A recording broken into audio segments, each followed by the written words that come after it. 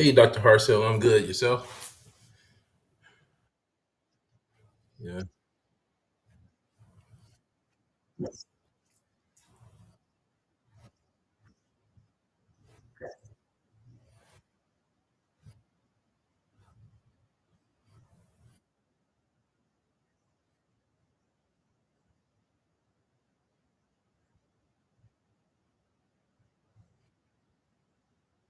Okay.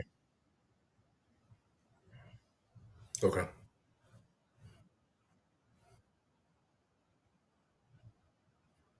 Okay. Okay. No, I'm just a little nervous. That's all. I'm excited. Nervous, but I'm ready. I'm okay.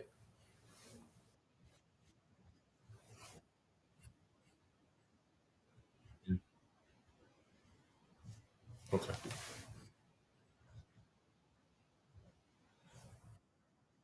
Okay. Okay. Sounds good. I did. I had a lot of people working with me over the years. So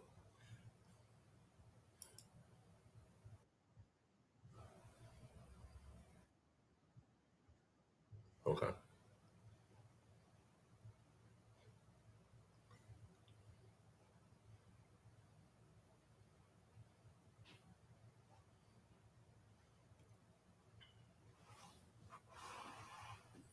I'm using an older computer, so I'm hoping I can navigate my PowerPoint.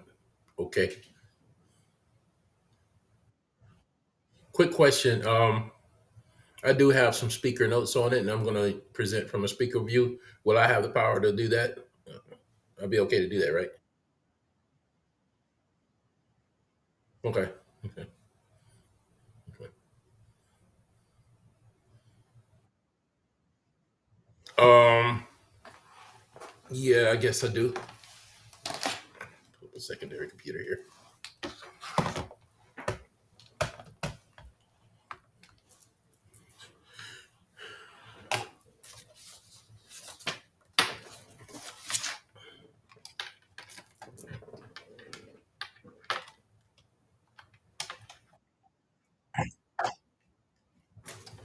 Okay. Okay.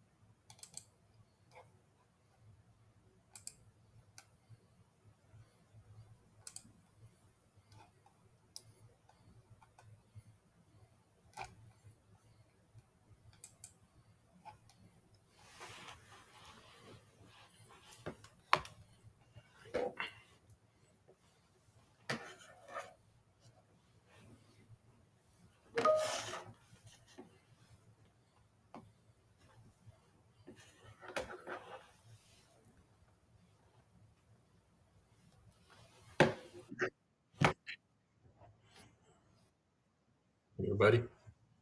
Hello.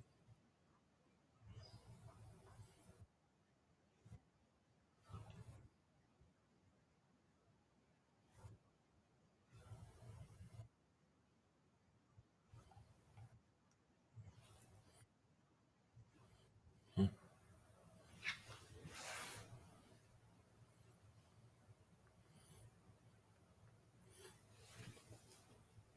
excuse me.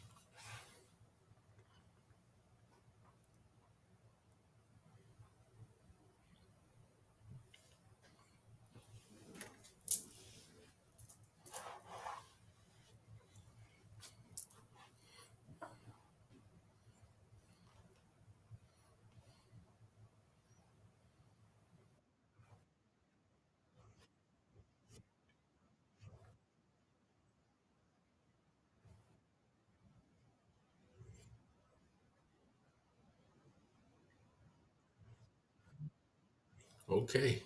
All right. Thank you. Let me see. How do I share real quick? Let me get that set up first before I get started.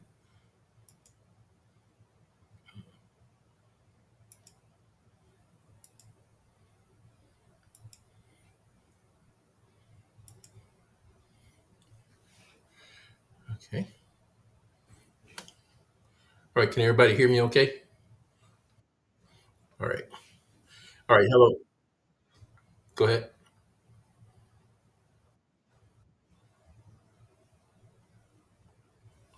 I'm sorry, I didn't hear you. You broke up. Okay. Good to go. All right. Thank you, everybody. God bless you. I'm happy to be here today. My name is Johnnie Porter, um, and I will be presenting to you my dissertation titled The Potential Role of YouTube for Increasing Marriage and Family Therapist Cultural Sensitivity when Working with African American Couples. Um, so this study examines whether culturally relevant YouTube conversations may serve as a supplementary education resource that helps marriage and uh, family therapists develop greater cultural responsiveness and sensitivity when working with African American couples.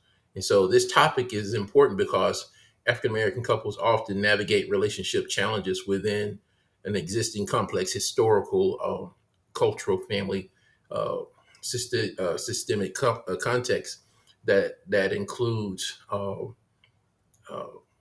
uh, it includes like churches, it includes kinship, it includes different communities that they are already connected with, especially when they're in the process of health seeking for help. And so, um, while marriage and family therapy has made significant progress in the culturally responsive practice, historical barriers to mental health utilization, they've done a lot of work there. There is still some work to be done in the help seeking process when it comes to working towards the behaviors with African American communities. And so before entering therapy, many individuals seek guidance through these outside systems, trusted relationships, and now even digital platforms such as YouTube. And these conversations often influence how individuals understand relationships, communication, and conflict and healing, long before they enter the therapy room. Although previous research has examined how African American relationships and cultural competence are studied by therapists, when they're preparing to train and teach. Less attention has been given to whether culturally relevant digital conversations may still serve as a supplementary educational resource for marriage and family therapy education. And so this study addresses that gap by exploring the educational value of those conversations and their potential contribution to culturally responsive therapist preparation.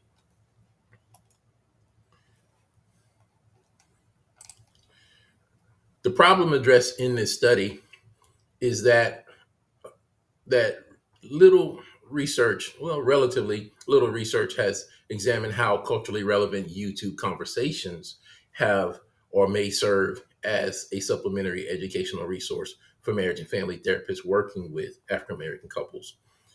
Existing scholarship, as mentioned, has contributed significant to our understanding of cultural competence.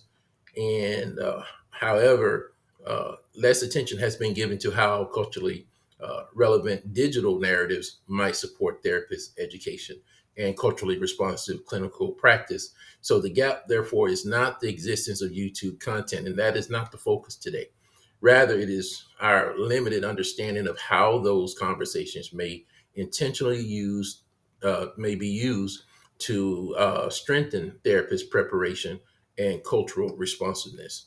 And so the purpose of this study was to examine culturally relevant relationship narratives on YouTube, and to identify themes that may function as supplementary educational resources for marriage and family therapists working with African American couples. So my goal again was not to evaluate the clinical accuracy of the videos, but to identify recurring cultural narratives with educational value. So the research question that is asked looks very similar. The first one, research question one, says, "What cultural components, rather, themes or topics, are present on YouTube that may provide content that can be used as complementary resources with therapy?" That's the first question. The second question asks, "What cultural components, themes, or topics are present on YouTube that may provide positive didactical content for marriage and family therapists to prescribe to African American couples in the therapy. In therapy process to support their treatment. And so the idea is to focus on resources that could be complementary in the process of working with couples who may have some pre-existing understanding or knowledge or even presentations before coming to therapy itself. So the framework that I use, that this study was guided by, was influenced by first Stuart Hall's active audience theory, which is a really cool theory. I was really glad I could find that one. And basically, what that looks at is how people interpret content.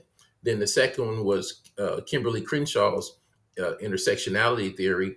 And this explains kind of why people interpret it differently.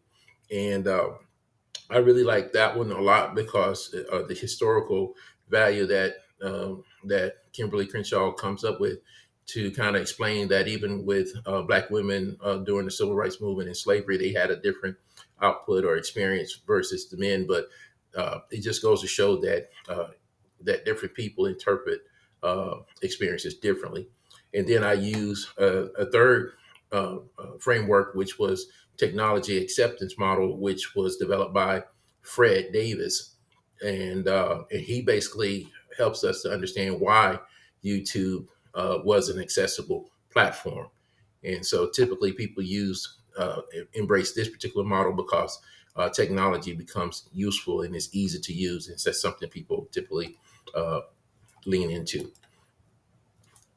So as far as the review of the literature, sorry, I had it on Do Not Disturb. As a review of the literature, make sure I'm working two screens here.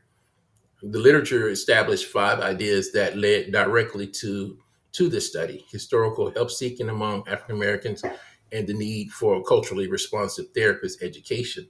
And so the growing influence of digital media is something that is really just, it keeps growing year by year.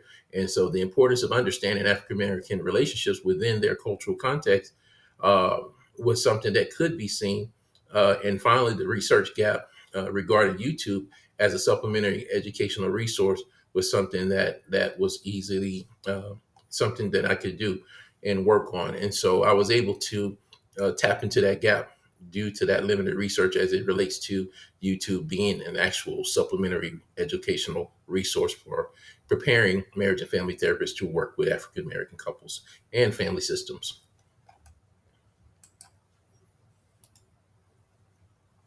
The methodology and research design, uh, I can explain this way. I guess I'll say that the data was analyzed basically using an iterative thematic coding process involving open, axial, and selective coding. And so I begin with open coding to identify the meaningful concepts of the videos that I was seeing. And then I used the axial coding to organize the related concepts into a broader categories. And then I applied selective coding to refine those categories into a final theme. And that was able, those themes needed to address the research questions throughout the analysis process. And so I continued to revisit the data until the thematic saturation was achieved. And that was an interesting thing because every time I would go back, I would learn a little bit more. And so repeating that process allowed me to actually get to the point of saturation, which was my goal. Using purposing sampling, I screened about 1,229 YouTube videos, and I categorized them and was able to watch them and then go back and look at them. And so after applying predetermined inclusion and exclusion criteria, I came out with about 125 information rich videos, which were selected for qualitative content analysis until the thematic saturation was actually achieved.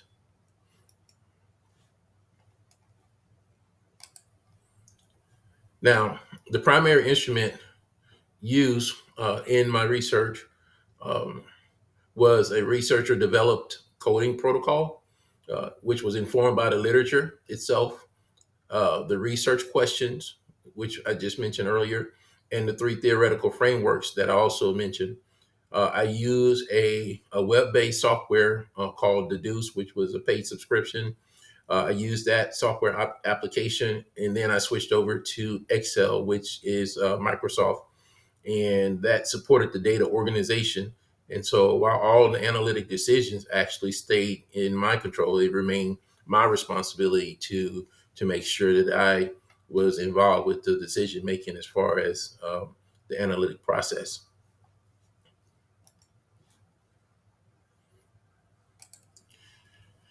As far as the study procedures, the study followed a systematic six-step process from search to screening to transcription to coding to theme development and thematic saturation. And so if you look on the side here, you'll see where I went from the large number of 1,000 to 229 videos and was able to screen. And eventually that allowed me to get to the selective sample. And that's how I was able to collect those to work with. And I was really glad that I did not have to to evaluate all of those to just keep going. I was glad that I was able to get a set number. But anyway, I went through that process and worked my way all the way down to the theme development and then thematic saturation. And we'll talk more about that as we go further.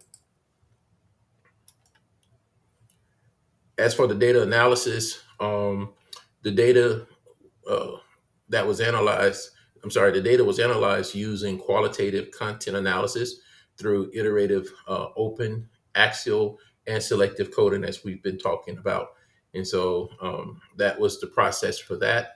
Again, we used Deduce to facilitate qualitative coding and code management, and also we included Microsoft Excel to support the data organization and frequency tracking.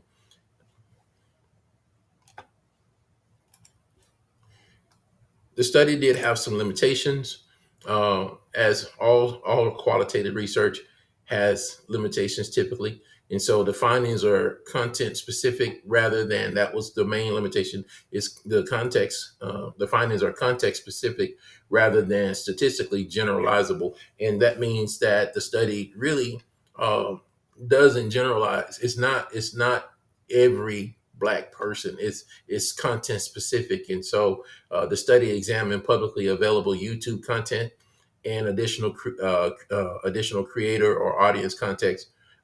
That itself, that information was not inferred as though it was everyone. And so that was somewhat of a challenge, and I was limited by that because I could not um, interview the content creators or anything like that.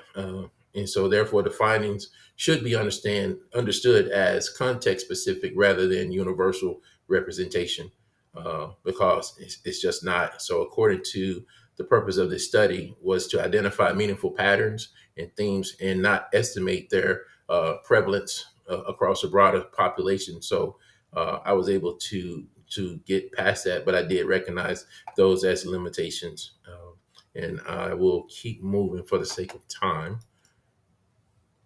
Um,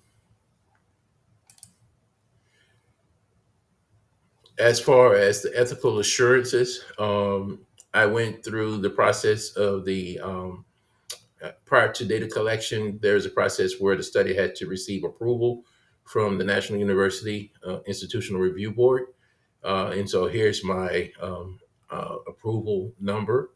And all the procedures compiled with university ethical standards. And so, because the study examined publicly available YouTube videos, I did not have to use human participants. So, no one was recruited for this. I did not have to interview or observe anyone during this process. And therefore, participant risk was considered minimal.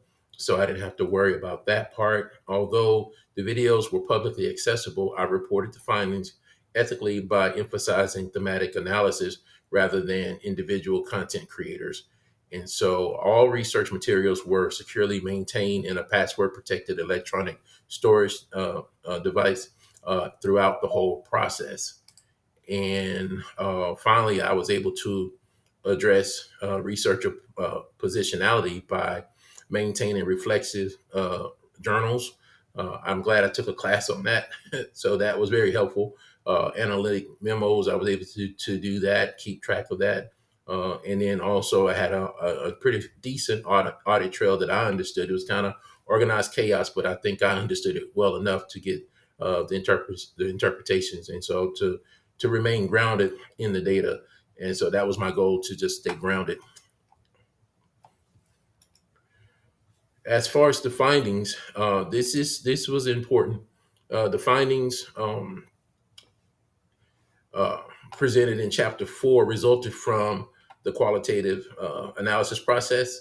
And so again, using the iterative coding process that included the open and the axle and the selector process really allowed me to really get some work. But I was able to identify 12 major themes which emerged from the research process. And so these themes were organized according to the two research questions, allowing for the findings to directly address the purpose of the study.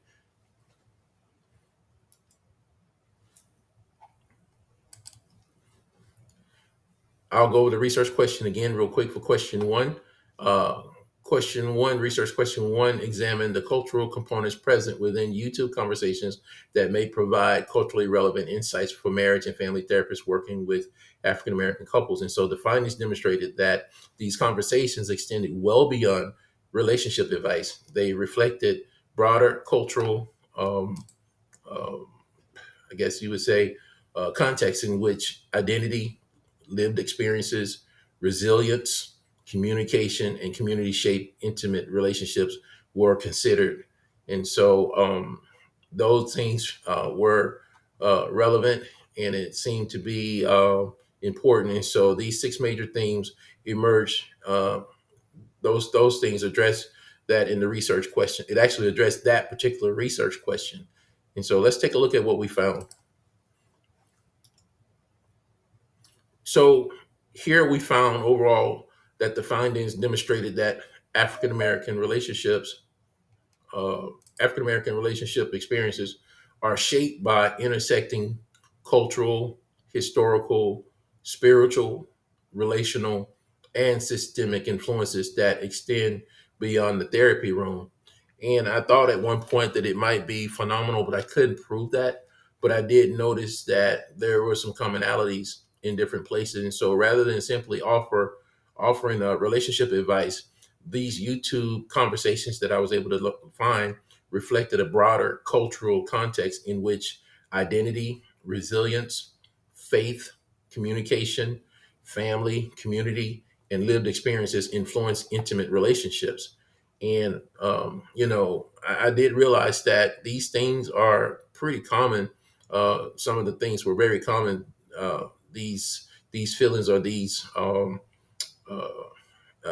factors are influential, or they do have significant uh, uh, uh, implications. I wouldn't say implications. I say they do have impact on people's feelings and emotions. And so typically resilience and faith and communication, family, all those things are very important to this particular demographic. Next, we see the first thing was life while black. This was an interesting find. This first thing, life while black, basically demonstrated that everyday experiences included systemic racism, cultural identity, and historical experiences continually influence communication, parenting styles, emotional safety, relationship functioning. These are things that typically couples, and even if they do it together or independently, they deal with these things in their own way. And then when they come home, they have to deal with each other. And so the three dimensions emerge. First, external stressors such as microaggressions and systemic bias often created chronic stress. And so sometimes when you come home and you ask, how was your day? Those are some of the things that are usually left unsaid. So these things lead couples to intentionally cultivate their homes as places of emotional safety and support. And so that's the family system that typically is protected. And so the second thing, there is a shared or different response to racial experiences influence on how couples communicated and manage conflict. Third, parents typically describe balancing the preservation of childhood joy with preparing their children for racial bias through conversations often referred to as the air quotes, the talk. And so Black families do have to have that conversation. But overall, this thing demonstrated that African American relationships cannot be fully understood apart from the broader cultural and lived experiences that shape them. The next find, and I'm going to try to move for the sake of time through this a little faster. Systems and justice and injustice was very similar. Uh, um, the findings demonstrated that broader societal experiences often extended into the home, shaping emotional well-being, communication, trust, resilience. And so the system justice slash injustices examine how experiences with law enforcement, healthcare, employment, and even other institutional influence relationship functioning among African American couples. I'll give you an example for a male who cannot find work, but his wife is making more money than he is because she's not necessarily a threat, causes disharmony in the relationship. And so it's little things like that. And we saw a lot of conversations in that regard where it feels unjust and unfair, and also where both parents have to work, leaving the children at home, not able to have parental supervision. And so that goes into another thing as well. So a lot of this is very common in this particular demographic, but it's also familiar in other groups as well. But this focus of this research was focused on African American experiences. Let's go to the next slide. Black couples relationship building. This particular process, this is a third thing, again, related to research question one, where Black couples relationship building focused on how couples intentionally strengthen their relationships through communication, accountability, forgiveness. Again, one of those things that's influenced by their connection to the church. And that's not only the church, but some of them come to therapy already with this framework in mind. Some with relational repair, those some other things that Black couples had to work on, even if they split and came back together. And so the findings demonstrated that these YouTube conversations consistently model practical strategies for building healthier relationships through intentional communication, mutual growth, and shared commitment. And so there were four dimensions that emerged from that. Couples emphasize intentional communication through active listening, emotional transparency, mutual accountability by taking responsibility for their actions, forgiveness and emotional repair following conflict, and viewing love as a daily commitment expressed through consistent actions rather than simply a feeling. So that was a good section as well.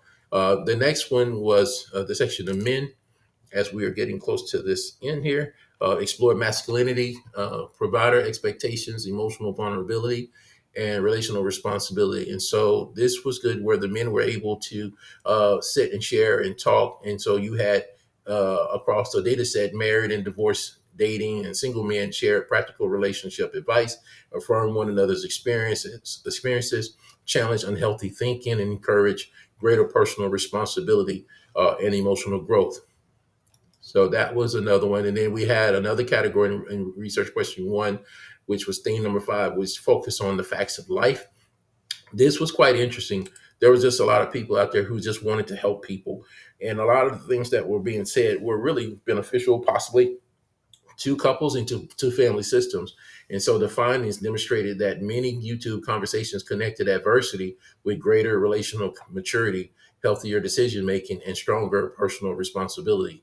It's really, I like this was really good because it really addressed the whole victim mentality that sometimes people are accused of, when reality is the facts of life. And I was able to title this "Facts of Life" because I didn't know what else to call it. Just different things that focus on the life lessons participants shared about resilience and perseverance and personal accountability and growth through difficult experiences. And so we saw a lot of research in the literature focusing on the topic of resilience. The next topic is Black interest. This was important to the couple and family system because this was the sixth and final theme with regarding research question one. As far as Black interest goes, it demonstrated that cultural identity historical legacy, and community engagement were consistently viewed as important sources of strength and again resilience within the African American relationship and families. And again, so much was taken during the slavery. It's important that identity is some type of connection and relevance. Again, that's historical lived experiences, and possibly why that is so important in this particular section. And so the findings showed that participants viewed a strong connection to culture and to history and to community as resources which supported relationship functioning and helped couples to navigate broader societal challenges. And so several dimensions came out of that that emerged from that. Participants described cultural identity and pride as a source of resilience and emotional strength. And so I don't want to be redundant, but overall, this theme demonstrated that resilience itself within African American relationship is rooted not only in individual couples, but also in the enduring strength of its culture, its families, and the community itself. And that is a shared historical experience. So the summary of research question one is significant. I'll go through real quick research question two so I can wrap this up as I'm getting close to my time. Research question two, we were able to identify the modern women, which focus on gender expectation and empowerment. And we also had the section on verses where we had conflict, communication, and perspective taking. This was good for us to talk about. And then traditional Black women focus on legacy, family values, and intergenerational beliefs. I'm trying to move to the next slide real quick. And so the findings suggested that where is it? I'm sorry, I'm in the wrong place. Give me a second. The research question two examined which cultural themes identified within U2 conversation could serve as complementary educational resources for marriage and family therapists working with African American couples. And so these six themes actually emerged that demonstrated particular educational value. And so together they express topics such as gender expectations, communications, conflict resolutions, accountability, cultural identity, intimacy, technology, family values, and relational growth. So as you'll see, there were some wonderful quotes here. One quote said that a truly empowered woman doesn't look for a partner to complete her or carry her. She looks for a partner who can handle her strength, match her drive, and build a safe place where they can both lay down their armor. And so I thought that was a pretty interesting feedback on one of the videos that I was reading, but it explored that contemporary perspective regarding women's independence, identity, leadership, and evolving expectations within the relationship, because traditionally there are different viewpoints.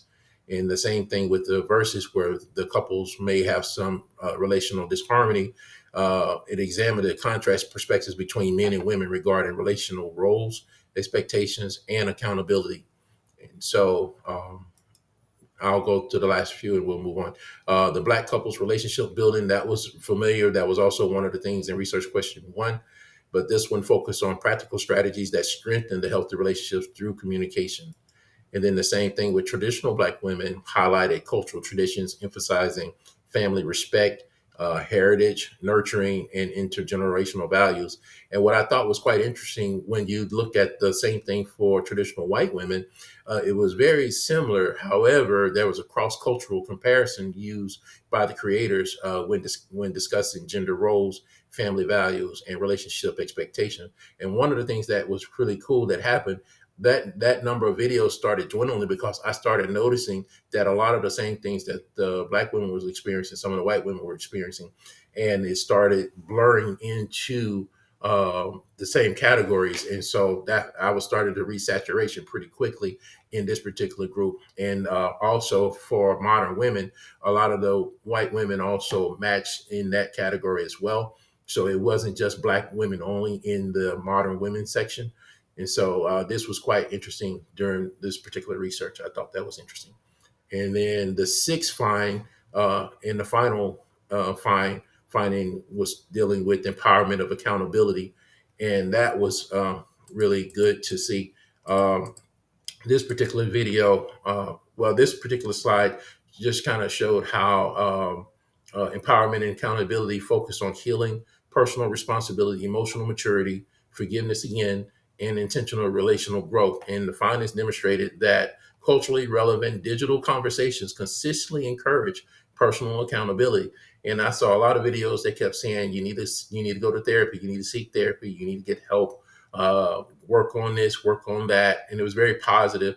And these conversations were really, in my mind, felt culturally grounded as far as narratives can go, and they seem to complement some of the education that could possibly be provided in a therapy experience. Ayala Van Zandt is an actual therapist, and she mentioned this. She says, "Until you are willing to accept total, complete responsibility for every aspect of your life will keep sending you experiences designed to get your attention." And I thought that was quite cool. So I think I've reached my 30-minute mark. How am I doing, Doctor? Okay, I can do that. All right. And so again, this is we're gonna go to the comparison of findings. The research question one demonstrated that the themes identified throughout the analysis were highly consistent with the literature reviewed in chapters one, and the findings also align closely with the work of Nancy Boyd Franklin on culturally responsive family therapy, Kenneth V. Hardy on race trauma and cultural responsiveness, Robert B. Hill on African American family strengths and resilience, and Kimberly Crenshaw. I really enjoyed reading her on intersectionality, and Sonia Livingston on digital media and audience engagement, and Froma Walsh on family resilience and adaptive family processes. And so these things were really, really helpful to read. And I'll just keep moving. I want to move to this real quick to the recommendations as far as practical applications. What can we do with this? And this study generated several recommendations for marriage and family therapy, education, and clinical practice. First, therapist education programs may benefit from incorporating culturally relevant digital narratives as supplementary I would say supplementary educational resources. And these findings do not replace established therapeutic models or evidence based practice. Rather, they provide additional cultural context that may enrich therapist preparation. And I'll just say it this way. I think it would be I think the recommendations could be where when you're training someone how to do therapy or certain models, and you're on a certain particular model like narrative therapy, or one of my favorites, which is emotion focus, and you're trying to help with relationship dissatisfaction or blame or softening or something like that, there might be a video that the couple can relate to that will kind of bring some understanding to some of the presenting issues that they might present in therapy. And so those are some of the things that can expand the therapist's education by incorporating discussions of these type of relational experiences, digital discourse, and possibly cultural responsive interventions that will help with curriculum and training. And I think that would be interesting to see that in the future. Um, the next thing, recommendations for future, I already kind of segue into the future. So we can evaluate clinical outcomes by examining whether those integrated culturally relevant digital narratives do have value or not. We can expand digital platforms by investigating other platforms such as TikTok, Facebook, and other forums like Instagram, where people are just out there putting out just basic information. And again, keep in mind that people don't show up at therapy empty. They come to therapy with a lot of this stuff already. I mean, how many people can show up at therapy and say, "Hey, my husband is a narcissist," or "My wife is this," or whatever, and it's a lot of blaming. But they don't understand that when you're trying to apply a certain model that may not necessarily fit a particular culture, if you begin to understand what the culture is actually about, then you may be able to figure out how to make or how to integrate that particular therapeutic model to help them to see that this can be work. And again, we are mindful that that the African American community is not monolithic, and that everybody is different, just like any other group would be different as well. And I think this particular approach could be broadened to other cultural populations. And so we can conduct participant based studies and even develop educational models that can be further in the future. But a lot of this free content that's just out there, people are just using it to self diagnose, sort of like a DIY. But I think if therapists could teach them how to use this content respectfully and carefully, some of these people may be able to do like a solution focus where they become the experts and they can come up with solution focused ideas to manage their own, and maybe have a conversation. Say, hey, honey, I saw this video. Let's look at this together. What do you think? And have a healthy conversation and not a knockout drag out fight. And so this is what I was loving about this research. And so in conclusion, this study addressed these important gaps in the marriage and family therapy literature by examining these things and guided by the active audience, where again, you're not just watching it, you're thinking, you're an independent thinker, you're viewing it. The intersectionality helps us to understand that everybody experiences stuff differently. And the findings later on help us to understand that, YouTube has some value there. And so rather than replacing traditional therapist education, I believe that this is a really great opportunity for us to utilize some content in a contextual way to actually help a community that has a history of non-utilization in family therapy and even in healthcare. So who knows how far this could go? I just think this is just one of many directions that it could go. So I want to thank you all for your attention, and thank you for allowing me to present to you. So if you have any questions, please let me know.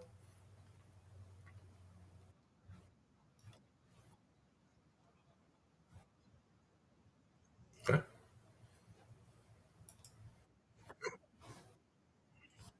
You're welcome. Thank you. Yes.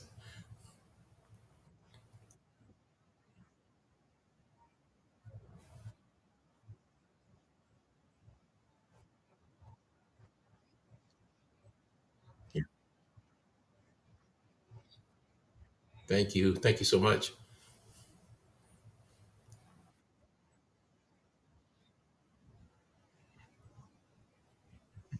Thank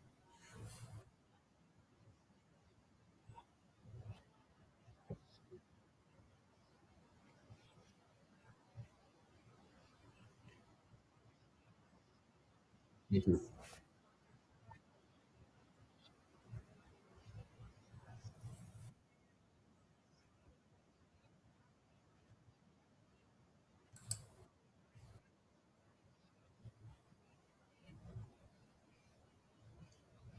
To be honest with you, I wasn't sure it was going to work. I'm just being honest. It just felt like more stuff to do. But then once you finish one process and you realize that, oh, this is what this is about. Oh, now that I've done this part, this makes sense. And it just, at first it just felt extremely overwhelming. And I felt like, I'm gonna be honest with you, I felt like I was being hazed. But I just didn't understand it at first because it just felt like so much. And and it gave me a healthier response and respect for the research process. I didn't know all that worked together. I just didn't know, and so that was the most surprising thing for me. And I guess once it started making sense and I could put it all together, and that's when it started. That's when I kind of started embracing it. At first, I think I resisted it because it felt overwhelming initially.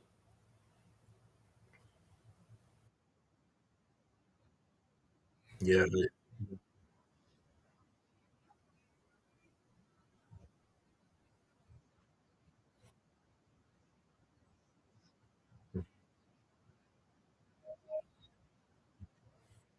yeah.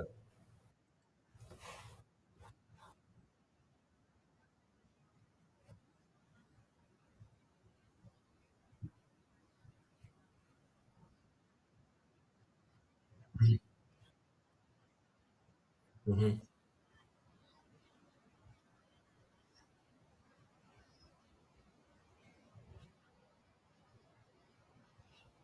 Hmm.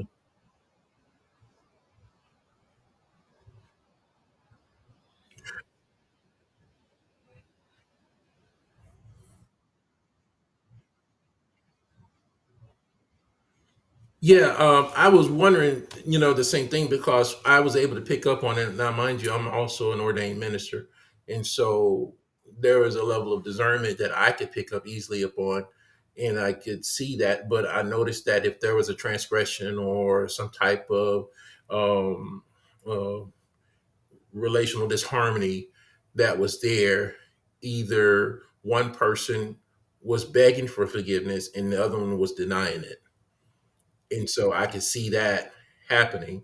And then, of course, my informed experience as a practicing therapist under supervision, I could have couples coming in, and I was noticing the same thing. But what made me pick up on it more was I was seeing the same things in real time in counseling that I was seeing on the YouTube videos. And so I was seeing similar things, which really enforced my thoughts about that whole process. And I said, wow, she's really not going to forgive him. And the transgression that he did was wrong, or there were some things that he had been working on or she had been working on. And it was kind of vice versa. I saw couples that where the woman was a transgressor, and I saw couples that where the guy was. But I was also seeing those same presenting issues on the videos. And I was able to, again, to pick up on they're having a real hard time forgiving each other on this. And so I think,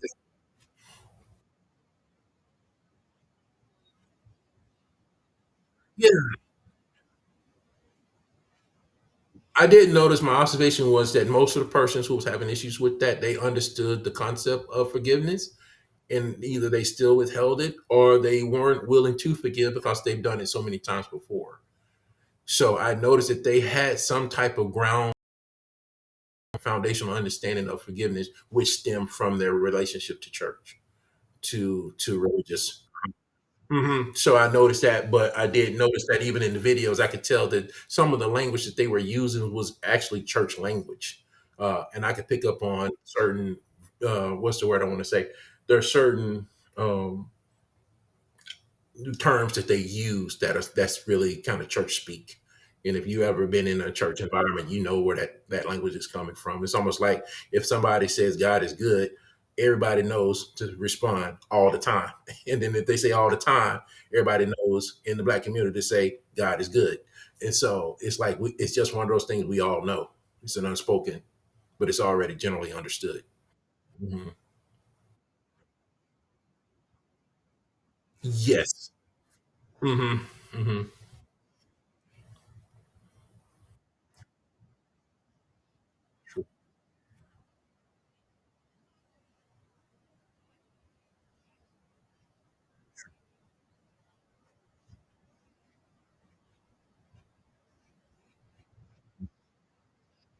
Hmm.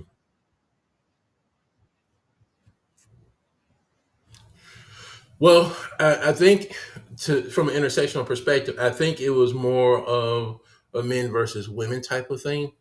I think I think men were having certain experiences with, like I noticed that they were having certain conversations in the when I was telling you about how they supported one another. Some of the content I was seeing that was more like men talking to men, not necessarily talking about women, but they was talking to the men. But I also noticed with the women, some of the same issues they were having with their husbands were some of the same issues black women were having with theirs. They might have been a little slight differences on economics, but for the most part, the behaviors were very similar. Communication, lack of communication, insensitivity, or sometimes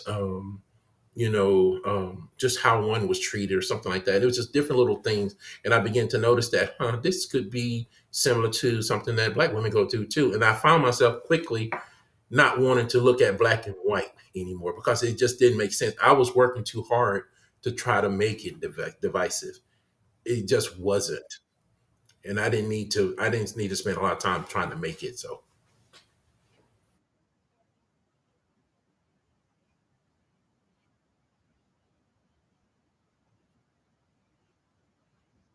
Exactly. It was a gender.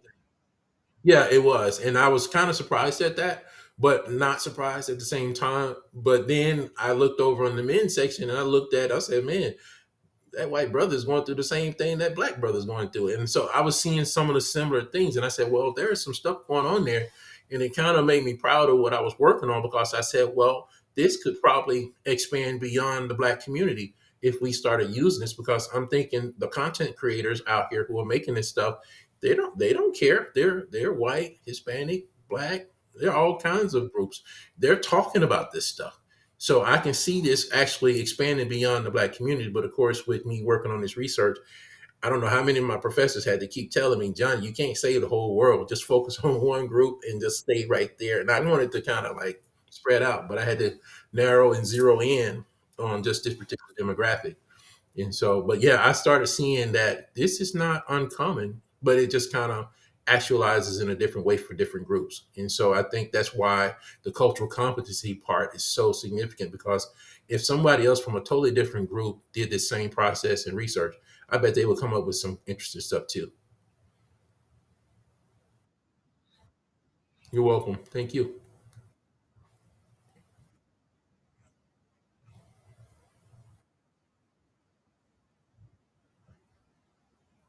Yes, sir. Thank you.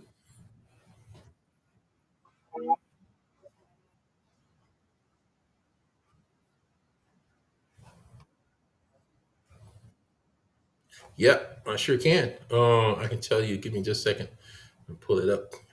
So the sample itself, I basically, like I said, did the coding, and so the final. Let me see what I said here. I wrote a note because I was afraid somebody was going to ask me that.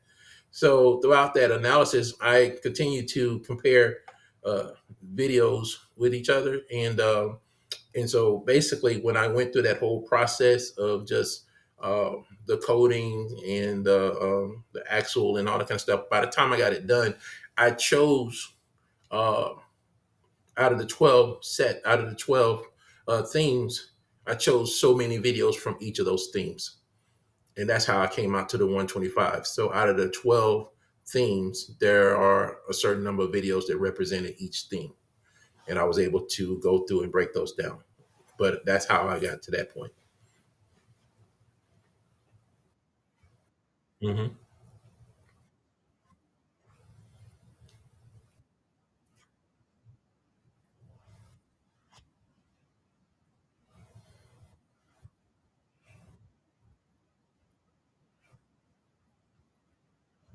Hmm.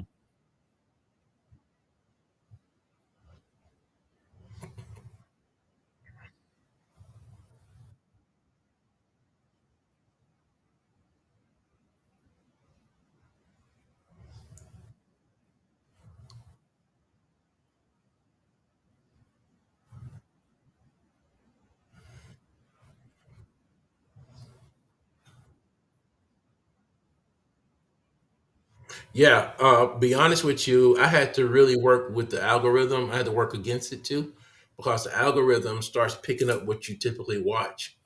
But because I would look into other areas, I was able to start getting not only black presenters in videos, I was able to also get just videos in general on on a particular theme. And so that started cranking out different types of people. And that's why I started noticing the differences between the different cultural groups. And even though I wanted to be primarily black videos, it wasn't just that only. And I think I said that in my actual dissertation, that it was a great mixture of different ones. And so what I wound up doing, I started realizing that it wasn't just the black content.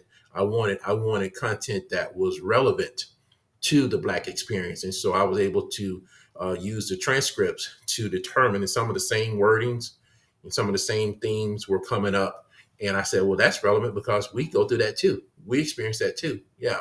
Uh, Black women do that, like men do that. White men are worried about their young people as well, just like fathers are worried about, black fathers are worried about theirs.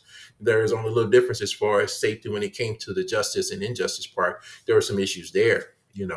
But then I started seeing some videos after I had finished this particular research. I started getting videos where I'm seeing uh, older white men getting stopped by the police, white victims getting jumped on by the police. I started seeing that as well. So again, I think the YouTube algorithm system will crank out stuff and will throw things at you that you may not have even been looking for just because you have been dealing with that subject matter. So that's the one thing I would probably warn about. I don't think I said a whole lot about that. I think I mentioned it in my paper, well, in my research, but the algorithm does play a part if you're researching it for a while.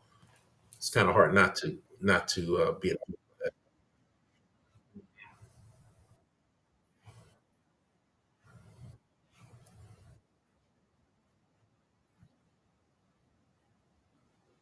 right.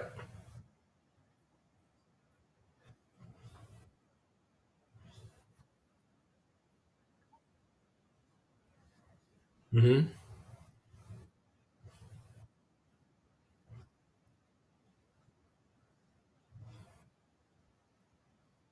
Hmm.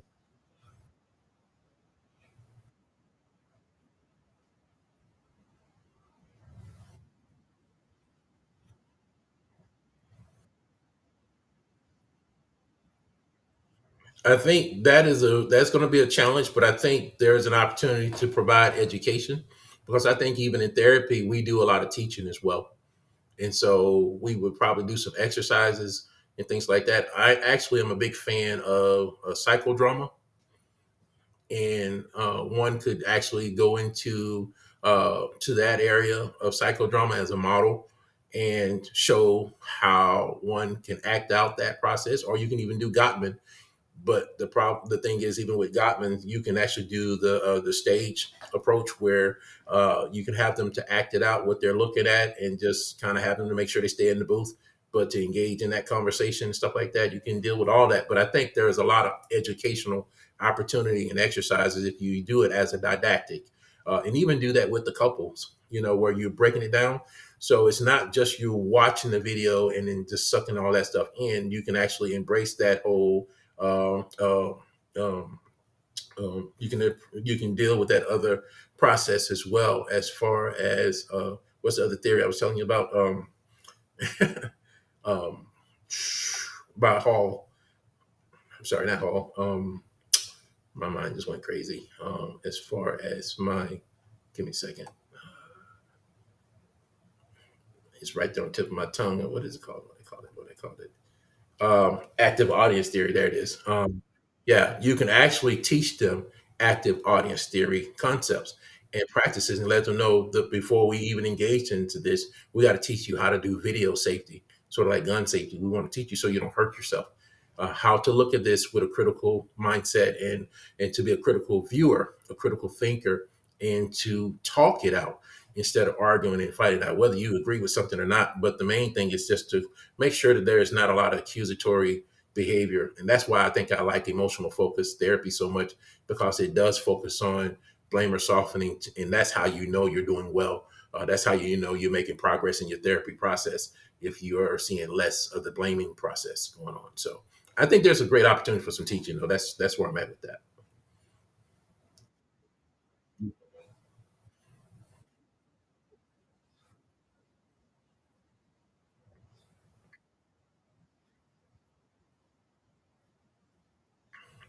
Well, what I would like to do is I would really like to see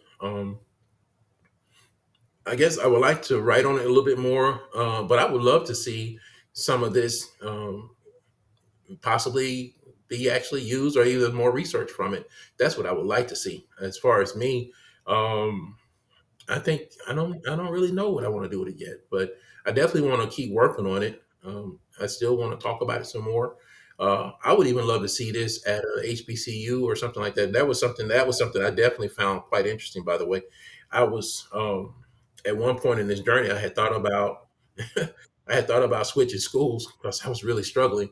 And I was trying to find a school, and I couldn't find a single school that had marriage and family therapy that had Black studies or whatever, or even a HBCU or anything like that. And I said, wow, there are no programs out there that has marriage and family therapy that are in the existing HBCUs or historically, schools that has Black studies. And so I was thinking that there is some opportunity there as well. But I definitely would love to connect with other therapists and people who have written scholars who may find this conversation helpful. Maybe I might even do some speaking opportunities to do something like that as well.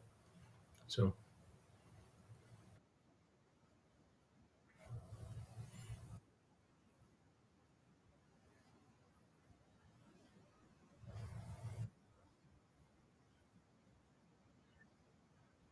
I'm so glad you asked that question because, again, I think couples are couples, and couples have their own, no matter what gender, and that's what I loved about being able to do the gender part because it fits everybody. Couples and genders, no matter what group, color, race they are, they're going to have their own presenting issues. But if they use this particular framework, then they can identify some things that might be helpful for them as well. And so I felt really good that I didn't have to necessarily be exclusionary or to exclude anyone like that. But again, being focused on this one particular demographic, I thought that the gender part really made sure, I thought that felt more inclusive to me. And I was good with that. And so I think that would work for them as well. And I'm pretty proud to say that I think that would help them as well to make sure that they too have some relational harmony as well. Well, you're welcome. Thank you. Great question.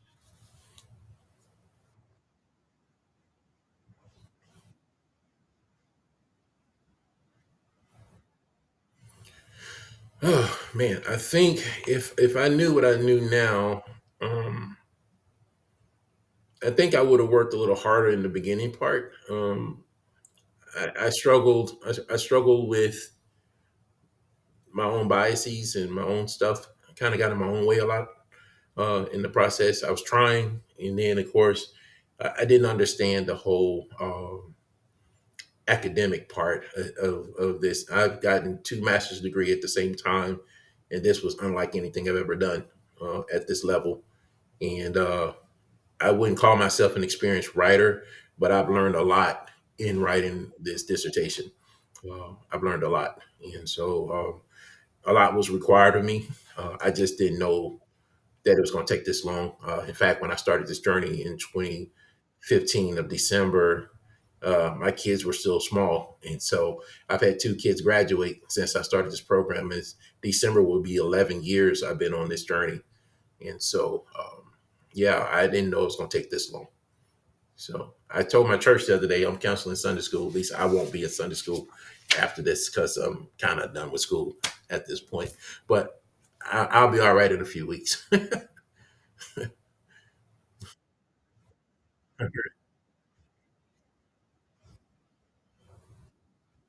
Okay. All right. Thank you.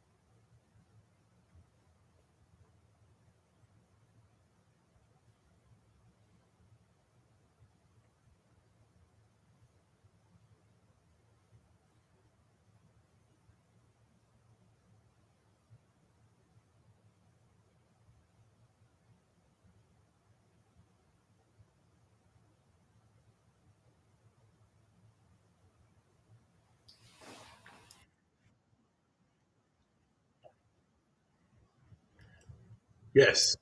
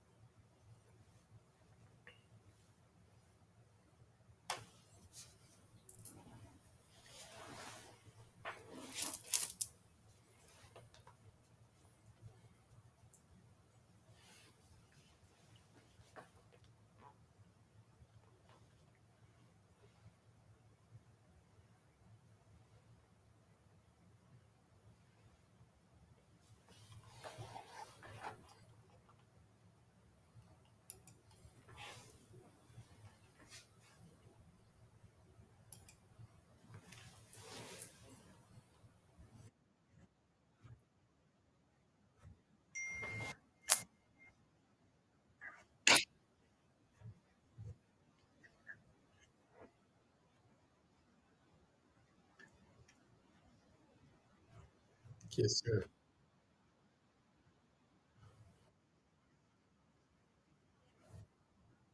Thank you. Oh my gosh. Yay. Thank you so much. I don't know what to do. God bless you. Thank you all.